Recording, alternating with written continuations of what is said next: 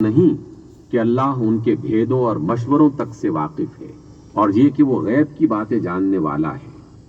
الذين يلمزون المطوعين من المؤمنين في الصدقات والذين لا يجدون إلا جهدهم فيسخرون منهم سخر الله منهم ولهم عذاب أليم۔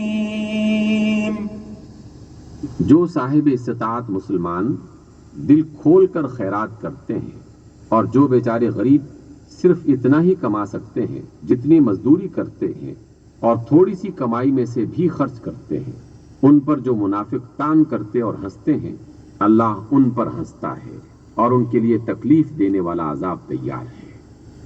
استغفر لهم أو لا تستغفر لهم إن تستغفر لهم 70 مرة فلن يغفر الله لهم ذلك بأنهم كفروا بالله ورسوله والله لا يهدي القوم الفاسقين۔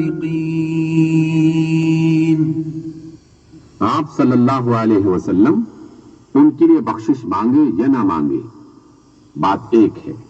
اگر ان کے لیے 70 دفعہ بھی بخشش مانگے تو بھی اللہ ان کو بخشے گا نہیں، یہ اس لیے کہ انہوں نے اللہ اور اس کے رسول سے کفر کیا، اور اللہ نافرمان لوگوں کو ہدایت نہیں دیتا۔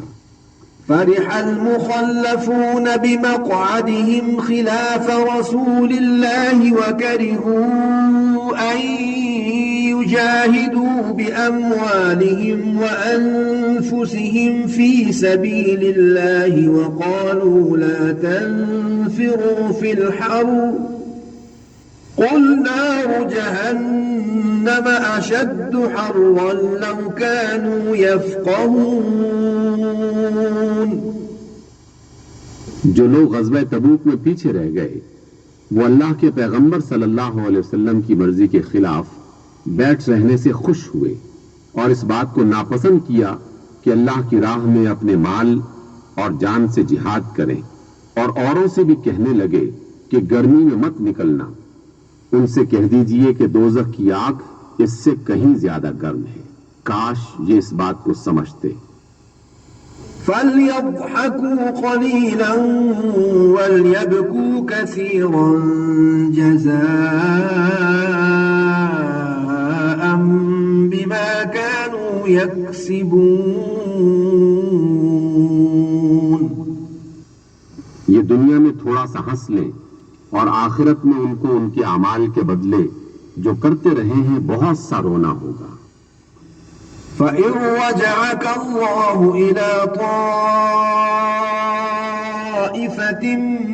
مِّنْهُمْ فَاسْتَأْذَنُوكَ لِلْخُرُوجِ فَقُل لَّن تَخْرُجُوا مَعِيَ أَبَدًا وَلَن تُقَاتِلُوا مَعِيَ عَدُوًّا إِنَّكُمْ رَضِيتُم بِالْقُعُودِ أَوَّلَ مَرَّةٍ فَاقْعُدُوا مَعَ الْخَالِفِينَ۔ پھر اگر اللہ تم کو ان میں سے کسی گروہ کی طرف لے جائے اور وہ تم سے نکلنے کی اجازت طلب کرے تو کہہ دینا کہ تم میرے ساتھ ہرگز نہیں نکلو گے، اور نہ میرے ساتھ مددگار ہو کر دشمن سے لڑائی کرو گے۔ تم پہلی دفعہ بیٹھ رہنے سے خوش ہوئے تو اب بھی پیچھے رہنے والوں کے ساتھ بیٹھے رہو۔ وَلَا تُصَلِّ عَلَىٰ